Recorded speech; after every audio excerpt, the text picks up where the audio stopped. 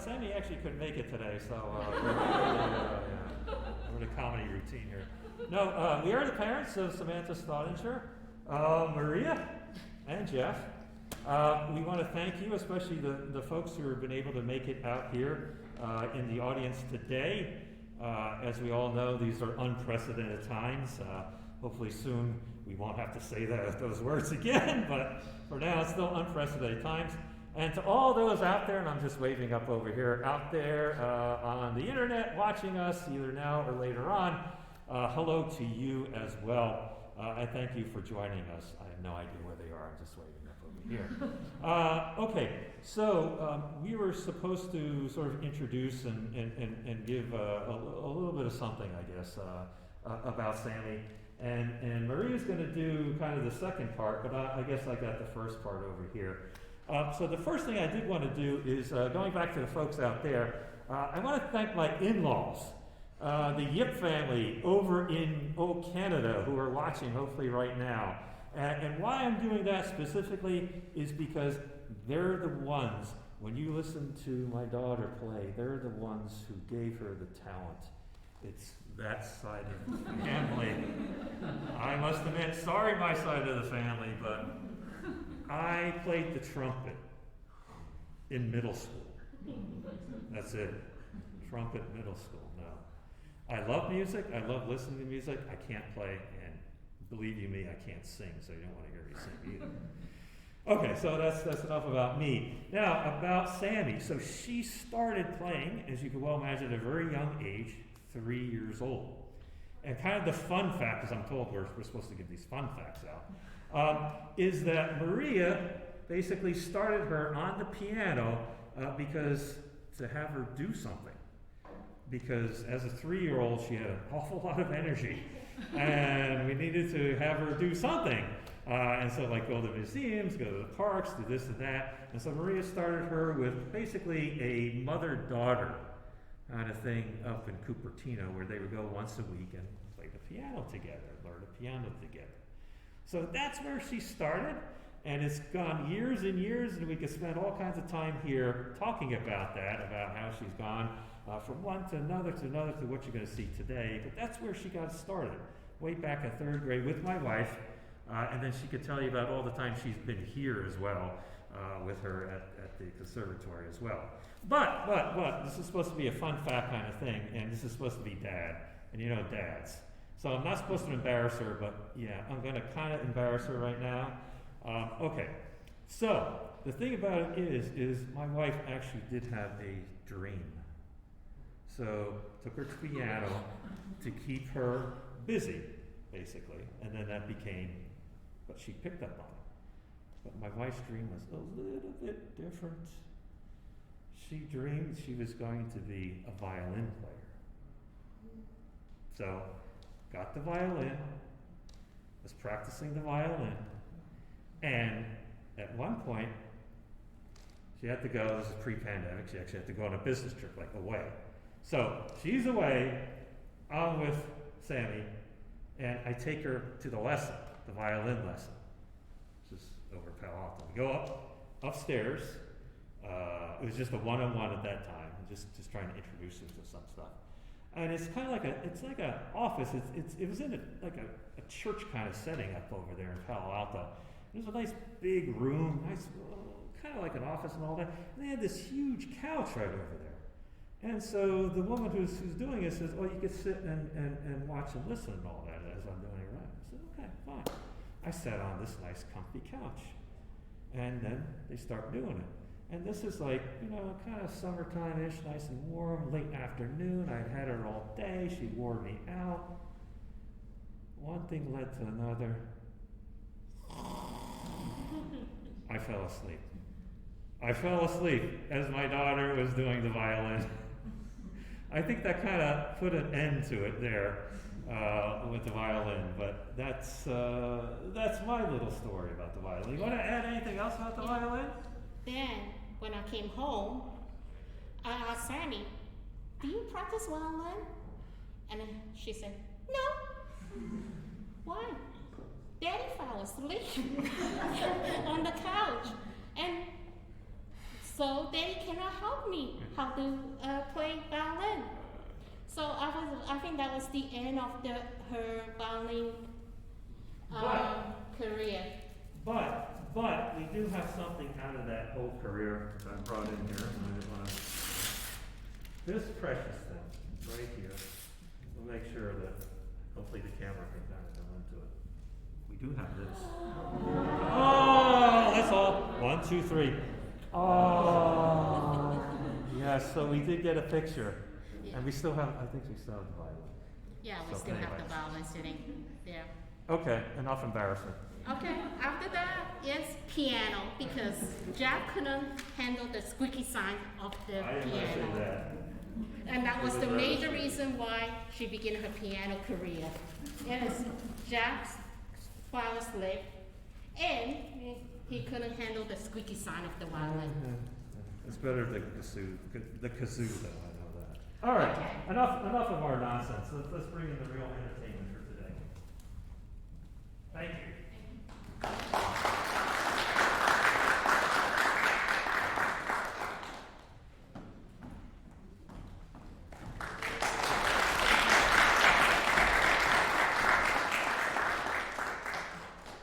Well, I want to first say thank you, everyone, for coming. I truly appreciate that you are spending your Saturday evening with me and listening to not only me but my dad rambling for 5 minutes, which I was not expecting.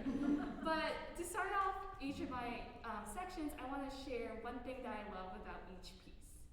So the first piece that I'm going to be playing for you guys today is one of Mendelssohn's songs without words. And one of the reasons why I love this song is because of the title. It's a song without words. There's this beautiful harmony changing in the background with this beautiful melody, almost like angel voice. And it just makes me want to just sing along with the melody. And then the second song is a Bach piece, Fantasia in C# minor. And what I love about that piece is that it's powerful, it's has this a lot of tension, and the back and forth between the arpeggios and all the chords is something that I love to play. And then my last piece for this section is one of Rachmaninoff's Etudes. I love this piece because it starts really calm. It almost feels like a serene water. But eventually a storm comes along, and then there's this tension, and then the storm goes away. So without further ado, thank you so much for coming.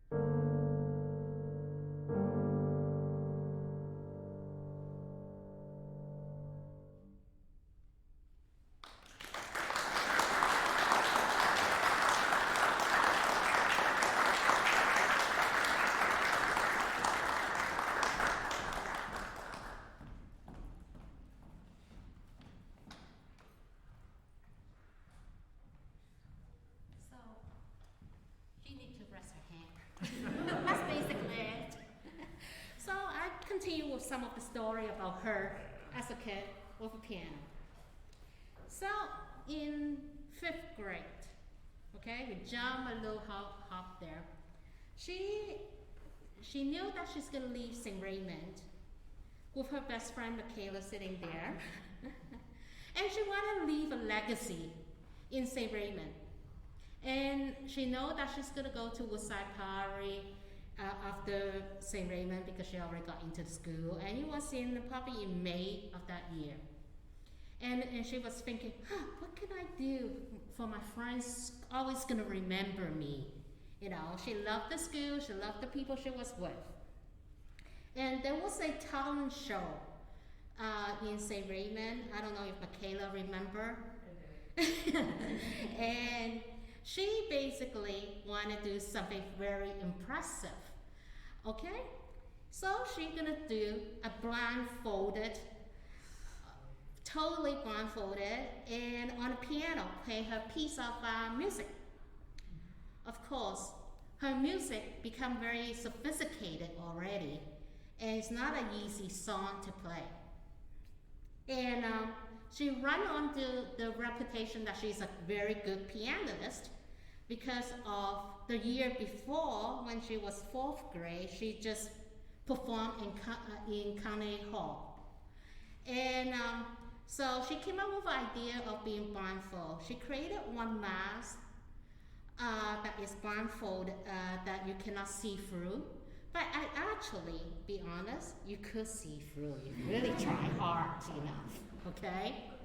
So she go up the stage as she's pretending that she's blindfolded. You know, she play her masterpiece that is 4 minutes long. And then everybody say, so shocked, oh my God, how good she is. She must be a genius. She's a musical, she's Beethoven, whatever, okay? And then she came back down here. Here's the trick, okay?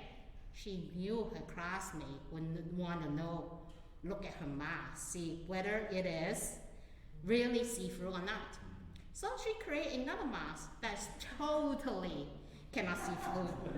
She walked down the stage and walked by me and give her my old mask and stuck her new mask in and walked back to Michaela, nicely, naively.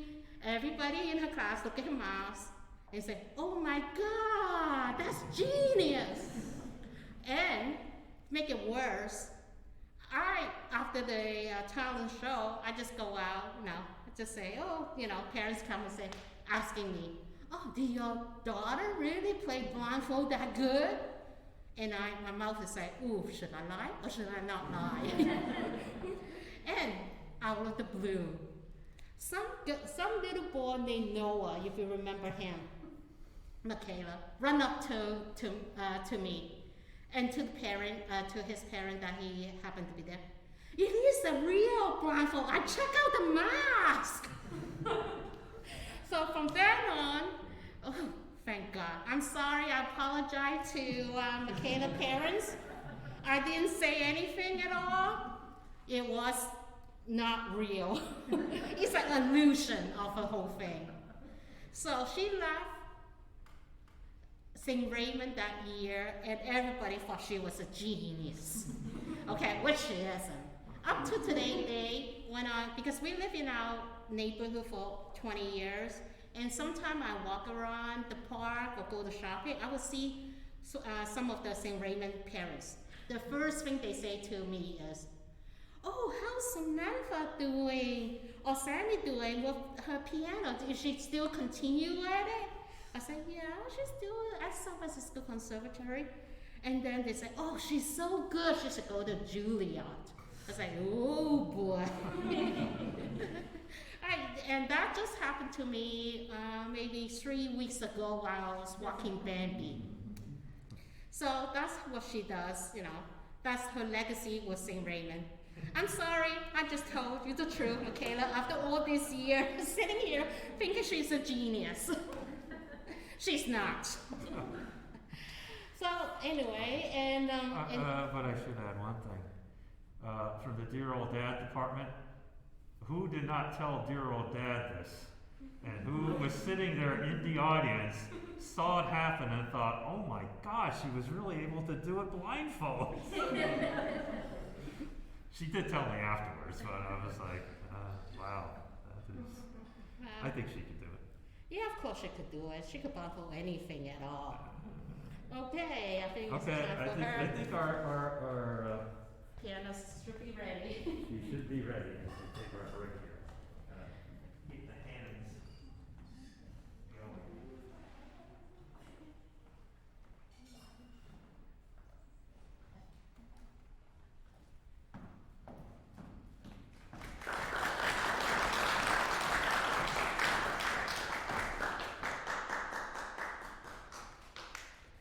Alright, for this next program, I'm playing another 3 more songs.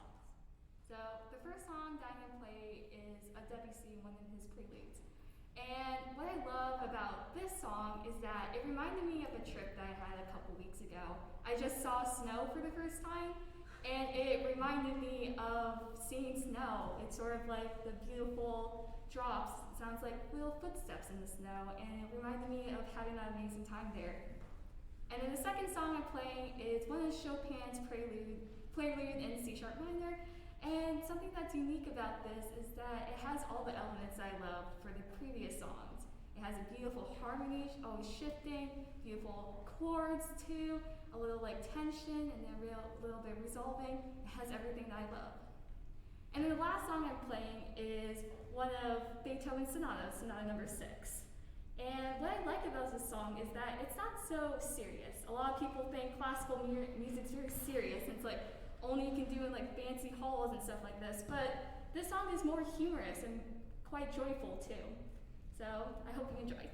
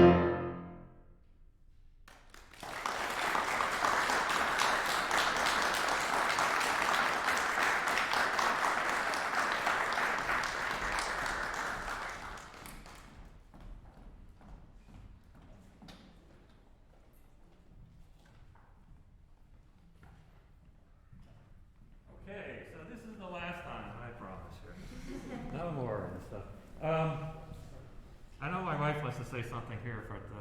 First, I want to thank her because over the years she's been the one coming here. A little bit about this place, if some of you may not be totally familiar with it, but she's in the pre-college program, which basically means it's a full day here, basically from 9 to 5. Not only learning to play piano, but taking classes, playing in ensembles, as you're going to have someone else come out and play at the end over here as well. And it's just, an extra day, shall we say, of education, but it's focused on music. And my dear wife has been the one who's been coming here. And for college applications, I actually sat down and tried to figure out how many days it's been. I estimate about 300 days. So 300 days of coming here. And there's a lot of students that do this, as I was talking to somebody outside before, that come from all over, not just the Bay Area, but we have people coming from Sacramento to come out and do this here. And so they're spending even more than a day basically here because when you figure the time that's involved in all this. So these are really great kids all out there and really great parents to have to provide these opportunities. And that's one of the things. I'm going to embarrass everybody else that's over here, these seniors that are over here. I want you to all go home tonight and tell your parents thank you for whatever they've done for you, whether it's been coming here or other activities or anything out there. We do it all for you. And I wanted to especially thank my wife for doing it for us as I got to sit at home and walk the dog. But that's a whole other thing. Actually, I used to work all the time when I was back then. I had a Saturday to work. Yes. Anyway, what would you like to add? Want to add Elizabeth and William? I guess both of you also 300 days. If you ever counted how many days that you be spending your time with Sammie in this building here. And also what I want to say is that go to grade 9 now. I guess when we finish middle school, I'll give you a little bit more story about grade 9, what Sammie does with her piano. She started at high school at Paris, and she also took a single course at OHS. The intensity of the piano playing is very high, as Jeff mentioned it's like whole day. So her interest in piano went down quite a bit. And I guess until she has a substitute teacher, Ella, who came to her life in the end of grade 9, who actually bring back the sparkle of her eyes in piano. And I want to be very specifically because of Ella, how she nurture my child and get her to start playing piano more, not only for the joy of it, but also get her the sparkle in her eyes that she has before grade 6, all this competition. So she encouraged her for going for competition again. And when Ella, actually in May, when the substitute teacher finished off the school year, Sammie actually went up to Ella, asked her to become her permanent private teacher. And Ella said, no. She cried. I never see her cry before for a piano teacher. She doesn't even want to touch a piano in grade 9 beginning. Now she's crying because she wants to learn how to play piano. So that's the motivation for her. For the whole summer of grade 9 to grade 10, she kept on strategizing, kept on coming to me and said to me, how do I get Ella to, teach me, And for the whole summer, she was debating this. My only suggestion for her is, well, Ella is a college teacher here, professor. She only have a limited time on it. Why don't you ask your current teacher to suggest to her that it's okay it's all right, you can move on to her. So she was so scared when she go to her current teacher at that time, say, excuse me, is it okay if I change teacher? So she really had the nerve, well, at that time, got to actually go and approach her at that teacher, and then that teacher approached Alla to ask her to be her teacher. And this time in the fall, I guess starting of the new year, she has a new teacher, Alla. And Alla was the one who actually, well, Sammie also, because of the spark she has her in eyes again, she want to compete. She came to Alla and said to, I want to go for US Open competition again now. The last time she did it was in grade 6. And now it's at the beginning of grade 10. And Alla did a lot of work with her. I mean, Saturday, Sunday, whenever Sammie is free, she opened up her schedule for her. It's basically as like Sammie is busy this weekend. She can't go to lesson because of track, sport, party, you name it, whatever it is excuse she could think of. And Alla will adjust her schedule for her. So anyway, in October that year, if you remember 2019, there was a forest fire of everywhere, and the school was closed down for 2 days. And we were having a power shutdown in my house. And Sammie was sitting at the piano and just daydreaming. Gee, I wish I could go back to County Hall. And gee, what would it take for me to get back up there? And she was sitting there, since there's nothing to do, no computer, no cell phone, the power shut down, she started playing her piece of piano again. And then she listened to herself playing and memorizing, so hey, that's not too bad. Let me give it a shot at it. I'm gonna try this song and see whether I can make it to County Hall again. And the due date for the County Hall is 48 hours. She looked at it. Oh no, Mom, I have to submit it by 48 hours. I was like, oh, great. Ain't out of stress.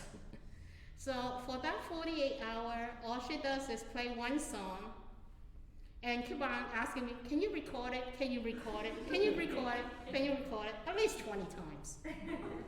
And then I said, isn't that good enough? And then she's like, I don't know. Well, you have to pick one to submit. And then I asked her, pick one. I don't care which one, just submit it. I'm done. And then she's like, and I suggest her to ask Alla, why don't you show it to Alla and see which song to submit? And she looked at me and said, no, I can't do that. I said, why? Because Alla's already helping her so much in her US Open competition. And she doesn't want to bother her with her little last minute County Hall thing. She was she said, I don't want to disappoint Alla. I don't care about winning or anything. I just want to do it. Okay, pick your lucky number 1 to 20. Which one you want to submit? So, and she did submit one particular one. And that's the one who brought her back to County Hall. Now, Jeff wasn't around when we submitted. When the result came out probably in December, it was end of October when you submitted. And I said, we never tell Jeff. He doesn't know anything, okay? The reason is, why bother telling him what are the chances she's gonna get in last minute like this? So, I guess in December, and suddenly out of the email, it popped up. Oh, so Sammie, you're going back to County Hall. And she was so excited. I said, no, can't be. And Jeff, when I said it, Jeff said, how could she possibly go back there? And he won't believe me. You must be lying, I said, yeah, look at the email. It said, yeah, she got honorable mention and she managed to get back in. And then pandemic hit. So she waited for 2 years in order to perform. And she just performed it in County Hall in December 23 last year. And that's the end of her story, and now it's her final recital. Wanna add? Yes, she finally got to play Carnegie Hall in the height of the pandemic in New York, so yeah. A very interesting time, shall we say. But everything was fine. Everything went off without a hitch. I know, we thought we were going to get And conflict. I think some people out there in video land are also from Carnegie Hall. Anyway, we're done. We're done. Here we go.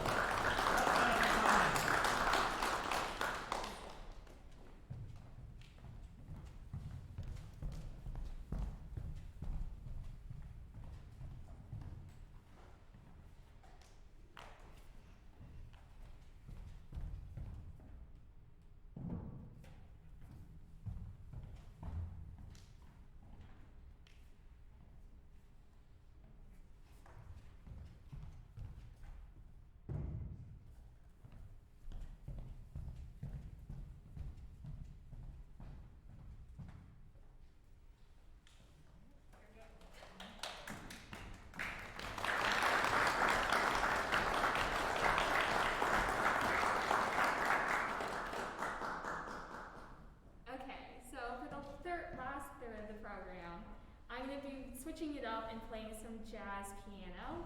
I first got into jazz a couple years ago while taking a jazz improv class.